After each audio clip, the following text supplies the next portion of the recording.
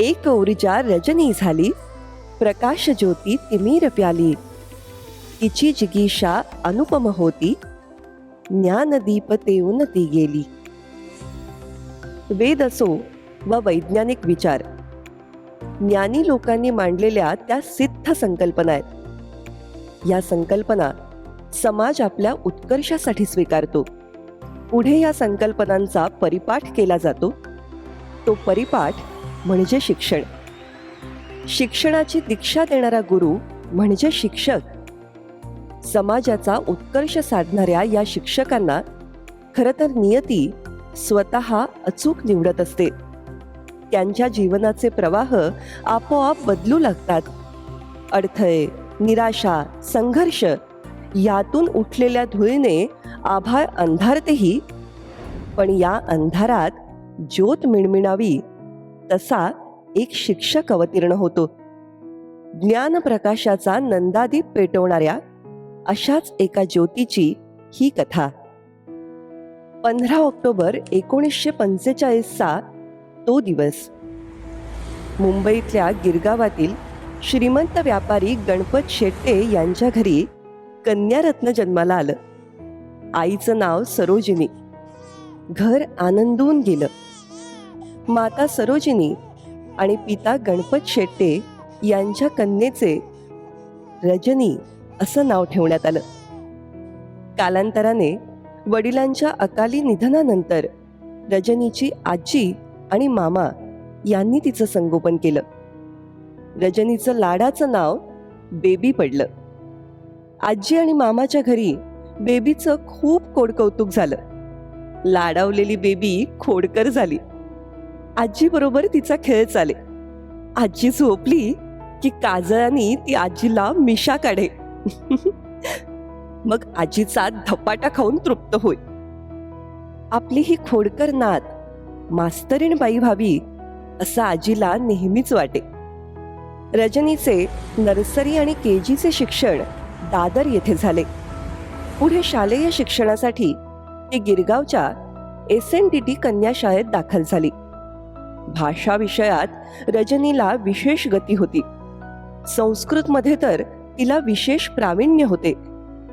भाषा आणि कला संस्कृतीची ओढ असलेली ही मुलगी अभिनयातही आपली चुणूक दाखवे. जहांगीर आर्ट गॅलरीत संपन्न झालेल्या एका स्नेहसंमेलनात तिने जहाआरा या मुघल साम्राज्यातील सामर्थ्यवान स्त्री सम्राज्ञीची भूमिका समरसून साकारली, जी प्रेक्षकांना अतिशय भावली. हीच रजनी पुढे आपल्या आयुष्यात मोठ्या मॅडमची दमदार भूमिका साकारणारे हे गुपित मात्र फक्त नियतीलाच माहीत होते. स्वावलंबी रजनी ऐन विशीत असताना फर्नेक्स या खाजगी कंपनीत नोकरी करू लागली. या फर्नेक्स कंपनीचे मालक श्री माणिकराव लोटलीकर हे दादरच्या प्रसिद्ध इंडियन एज्युकेशन सोसायटीचे प्रमुख विश्वस्त होते. शांत, विचारी आणि सामाजिक भान असलेल्या रजनीचे लेख कधीकधी मार्मिक या सुप्रसिद्ध अंकात छापून येत. याच दरम्यान चाळीसमोरच असलेल्या गॅरेजमध्ये काम करणाऱ्या उमद्या आणि तितक्याच कर्तबगार तरुण मधूशी रजनीची ओळख झाली. गावावरून लहान वयातच मुंबईला काकांकडे येऊन स्थायिक झालेल्या मधूला एव्हाना या मुंबईनं जगणं शिकवलं होतं. पुढे ओळखीचे रूपांतर आंतरजातीय प्रेमविवाहात झाले. मधूने रजनीच्या पंखांना आभाळा एवढे बळ दिले. 60च्या दशकात एका मध्यमवर्गीय मुलीने जातपात वा सामाजिक स्तर न बघता मनोमन आपला जीवनसाथी निवडणं हे रजनीच्या पुरोगामित्वाचं चिन्ह होतं. विवाहानंतर मधुकर यांनी आपल्या पत्नीचं नाव अनुपमा असं ठेवलं, जिची कुठेही कुणाशीही तुलना होणार नाही, जी कायम एकमेव आहे अशी अनुपमा. या आंतरजातीय विवाहास दोघांच्या घरातून विरोध होता. स्वाभिमानी असलेल्या या दाम्पत्याने JJ हॉस्पिटल जवळच्या झोपडपट्टीत आपला संसार मांडला. ही जागा मधुकर यांनी स्वतः पैसे जमवून विकत घेतली होती. झोपडपट्टीत असलं तरी स्वतःचं हक्काचं घर हवं असं स्वाभिमानी अनुपमाचं स्वप्न होतं. जणू नियतीने अनुपमाचा जीवन मार्ग वेगळ्या दिशेनं नेण्याचं ठरवलं होतं. शासनातर्फे जे हॉस्पिटल जवळच्या झोपडपट्टीवासियांचं पुनर्वसन विक्रोळीतील कन्नमवार नगर 2 या ठिकाणी करण्यात आलं. 50 वर्षापूर्वी विक्रोळीचा हा भाग खाडीची दलदल आणि जंगल होतं. या दाम्पत्याचा संसार नव्यानं सुरू झाला. पदरात आताशा 2 चिमुकल्या लेकी होत्या आणि त्यातच तब्बल 27 दिवस रुग्णालयात मधुकर सरांना दुर्धर आजाराशी झुंज द्यावी लागली. अनुपमा मॅडम समोर उदरनिर्वाहाचा मोठा प्रश्न निर्माण झाला. या काळात शांत आणि संयमी अनुपमा न डगमगता धीराने या प्रसंगाला सामोरी गेली. लोखंडी इस्त्रीने घरातूनच लोकांना कपडे इस्त्री करून देऊन अनुपमाने इस्त्रीचा व्यवसाय सुरू केला. पतीची सेवा करत तिने त्याला प्रबळ आत्मइच्छेने मृत्यूच्या दारातून ओढून आणले. संसाराची गाडी पुन्हा मार्गस्थ होत होती. अनुपमाने विक्रोळीच्या घरात आता मुलांचे शिकवणी वर्ग घेण्यास सुरुवात केली. विद्यादानाच्या आज वाढलेल्या वटवृक्षाचे हेच ते इवले बीज जे तिने नकळत पेरले होते.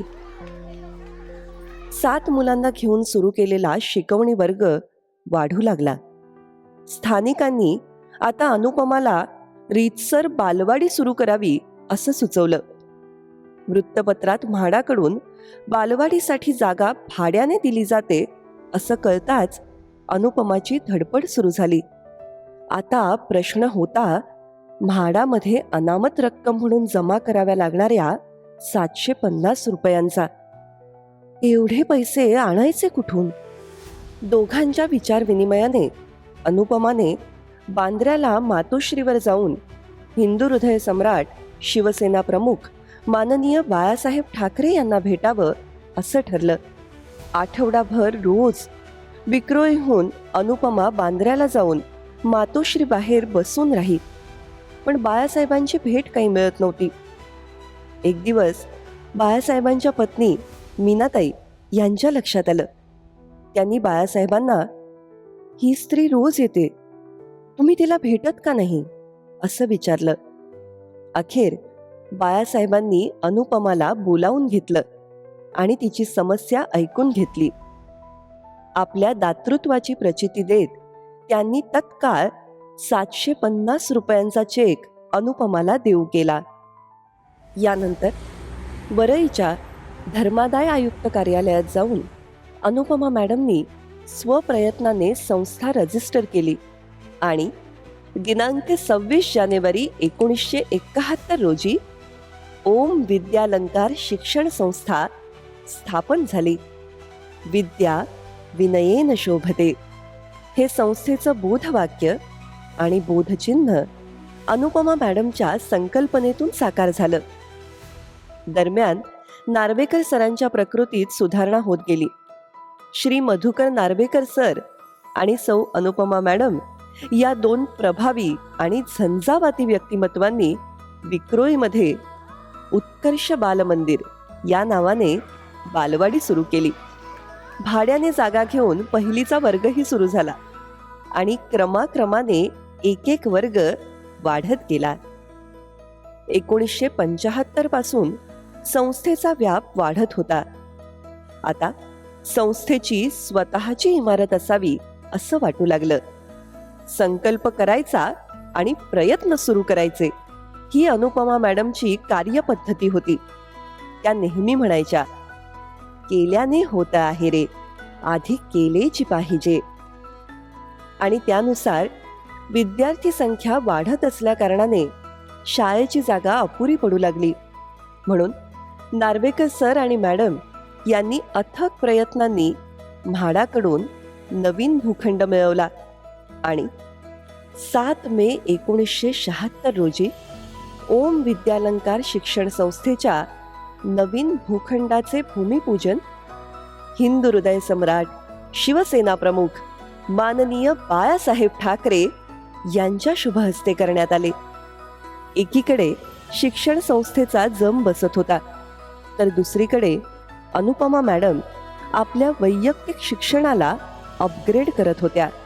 संस्थेचं काम, लेकींचं संगोपन आणि स्वतःचं शिक्षण अशी तिहेरी भूमिका चोख बजावत अनुपमा मॅडमनी MA आणि BEdची पदवी संपादन केली. शाळेसाठी नवीन मोठी जागा तर मिळाली, पण इमारत बांधकामासाठी लागणारा पैसा कसा उभा करायचा हा यक्ष प्रश्न होता. त्यावेळी टाटा ट्रस्टच्या उच्च पदस्थ अधिकारी असलेल्या लीलाताई मुळगावकर यांनी स्टेट बँक ऑफ इंडियातर्फे, तर श्री माणिकराव लोटलीकर साहेबांनी IAS तर्फे संस्थेस आर्थिक सहाय्य केलं. अशा प्रकारे संस्थेच्या 2 मजल्यांचं बांधकाम पूर्ण झालं. स्वर्गीय श्री माणिकराव लोटलीकर साहेब ओम विद्यालंकार शिक्षण संस्थेच्या स्थापनेपासून ते हयात असेपर्यंत संस्थेचे विश्वस्त बनून राहिले. या दोघांसोबतच संस्था विकासामध्ये सकाळचे संपादक स्वर्गीय श्री राधाकृष्ण नार्वेकर, माननीय मोहनराव केळुस्कर या दोन्ही विश्वस्तांचे, तसेच ठाणे बेडेकर महाविद्यालयाचे माजी प्राचार्य स्वर्गीय PY ओलतीकर सर यांचेही योगदान आहे. नार्वेकर दाम्पत्याच्या आदर्श होत्या क्रांतिज्योती सावित्रीबाई फुले. स्त्री शिकली तर कुटुंब शिकते आणि कुटुंब शिकले तर समाज सुशिक्षित होतो, हे अनुपमा मॅडम जाणून होत्या. त्याच विचारांनी प्रेरित होऊन नार्वेकर मॅडम आणि नार्वेकर सरांनी सन 1989 मध्ये महाराष्ट्राचे काँग्रेसचे तत्कालीन प्रभारी ऑस्कर फर्नांडिस यांच्या शिफारसीमुळे विक्रोळीत महिलांसाठी अस्मिता कनिष्ठ महाविद्यालयाची स्थापना केली. सन 1991 मध्ये तत्कालीन संरक्षण मंत्री माननीय श्री शरदचंद्रजी पवार यांच्या शिफारसीमुळे महिलांसाठी अस्मिता वरिष्ठ महाविद्यालय सुरू करण्यात आले. त्यानंतर इमारतीच्या 3ऱ्या मजल्याचे बांधकाम संस्थेने स्वबळावर पूर्ण केले. कुठलेही चांगले काम सुरू करताना अनुपमा मॅडम शुभस्य शीघ्रम असं म्हणत आणि ते काम पूर्णत्वास नेत. सन 1991 मध्ये नार्वेकर दाम्पत्याची कन्या मनीषा हिने सरांबरोबर आणि मॅडम बरोबर संस्था व्यवस्थापनाचे धडे आत्मसात केले आणि संस्थेच्या विकासात हातभार लावला. या सर्वांसोबत उत्कर्ष बालमंदिर शाळेचे माजी मुख्याध्यापक तिवारी सर, नार्वेकर सरांची ज्येष्ठ कन्या राणी मॅडम आणि विजया पवार मॅडमही होत्या.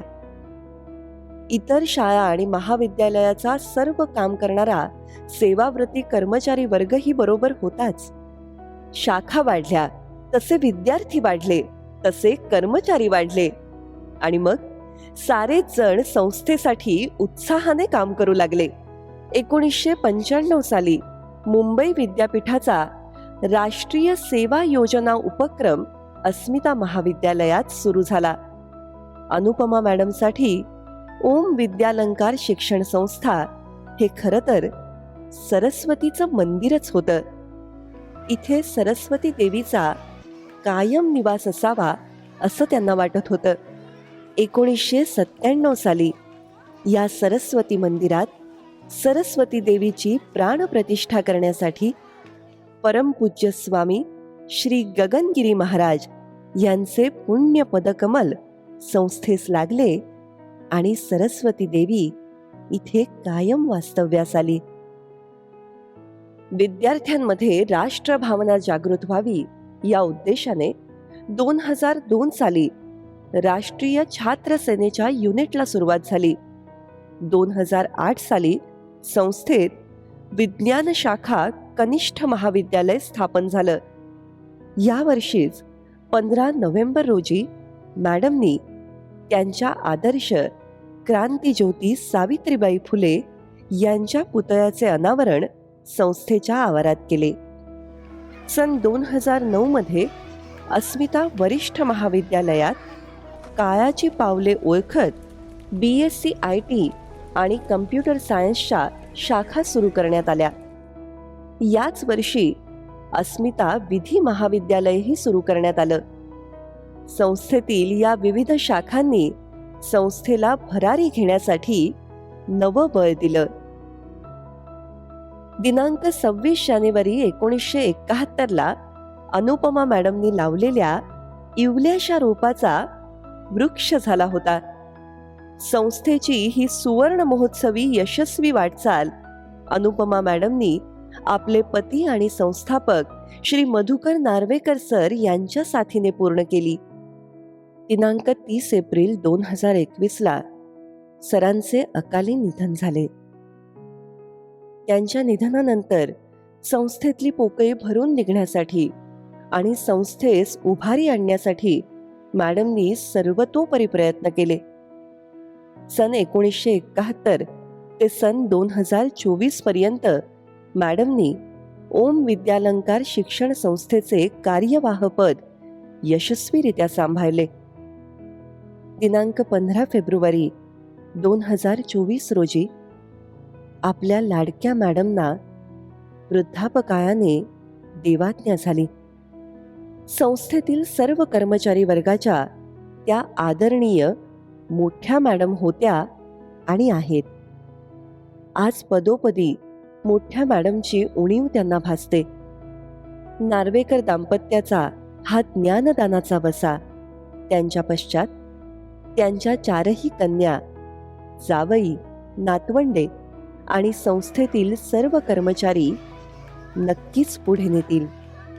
सुती साडी आणि केसांचा अंबाडा बांधलेल्या मॅडम म्हणजे संस्थेच्या कर्मचारी वर्गाची ऊर्जा होत्या. विद्यार्थी वर्गाचं त्या प्रेरणास्थान होत्या. विद्यार्थ्यांनी शिक्षणाबरोबरच कला संस्कृतीचं संवर्धन करावं याकडे त्या जातीनं लक्ष देत. मुलांबरोबरच मुलींनी शिकून स्वावलंबी व्हावं यासाठी त्या विशेष आग्रही होत्या. गरजू विद्यार्थ्यांना शिक्षण देण्याचे आणि प्रसंगी आपल्याच संस्थेत त्यांना नोकरी देण्याचे सामाजिक तत्व त्यांनी अंगीकारले होते. सर्व धर्म समभाव या तत्वावर विश्वास असणाऱ्या आपल्या अनुपमा मॅडम या शिर्डीच्या साईबाबांच्या भक्त होत्या. साईबाबांचा श्रद्धा आणि सबुरी हा मंत्र त्यांच्या जीवनाचा बीज मंत्र होता. सर्व ठीक होईल, सबुरीनं घेऊ, असं त्या नेहमी म्हणत. मोठ्या मॅडम मनाने मोठ्या होत्या. आपल्यापेक्षा लहान असलेल्यांनाही त्या आदराने अहोजाहो म्हणत. Good morning, good day, all the best to you हे त्यांच्या जीवनाचे जणू घोषवाक्य होते. समोरच्याची अडचण आणि वेदना समजण्याची प्रगल्भता त्यांच्यात होती. मुक्या प्राण्यांवरही त्या जीवापाड प्रेम करत. गिरगावात जन्मलेली खोडकर बेबी ते शांत धीरोदात्त मोठ्या मॅडम हा अनुपमा मॅडमचा जीवन प्रवास त्यांनी अनंत अडचणींना तोंड देत पार केला. आपल्याकडून समाजाला काही देणे आहे या निस्वार्थ भावनेने त्या काम करत राहिल्या. म्हणूनच अनुपमा नार्वेकर मॅडमनी शिक्षण क्षेत्रात केलेल्या या भरीव कामगिरीचा गौरव म्हणून 2024 साली मॅडमना राज्यस्तरीय भारत ज्योती शिक्षण रत्न पुरस्काराने तसेच राष्ट्रीय आणि आंतरराष्ट्रीय पुरस्काराने गौरवान्वित करण्यात आले. 1971 साली अवघ्या 7 मुलांना घेऊन सुरू केलेली बालवाडी आज विशाल ओम विद्यालंकार शिक्षण संस्थेच्या रूपात बहरली आहे. या ज्ञानवृक्षाच्या सावलीत पक्ष्यांचे थवे यावेत तसे विद्यार्थी ज्ञानार्जनासाठी येत आहेत आणि चहू भरारी घेत आहेत. छोट्या बेबीच्या आजीचे स्वप्न पूर्ण झाले. पण जिने बीज पेरले ती माऊली आज नाही. या भावनेने आज हा ज्ञानवृक्षही मनातून गदगदतो. मुलांच्या किलबिलाटाने बहरलेली संस्थेची वास्तू दिवस मावळल्यानंतर शांत होते. तेव्हा ज्ञानवृक्षाला आश्वस्त करणारी एक अंगाई ऐकू येते. ज्ञानरूपी झाडामागे चंद्र झोपला ग बाई, ज्ञानरूपी झाडामागे चंद्र झोपला ग बाई, उगवेल दिनकर उजळेल दिशादाही, उगवेल दिनकर उजळेल दिशादाही.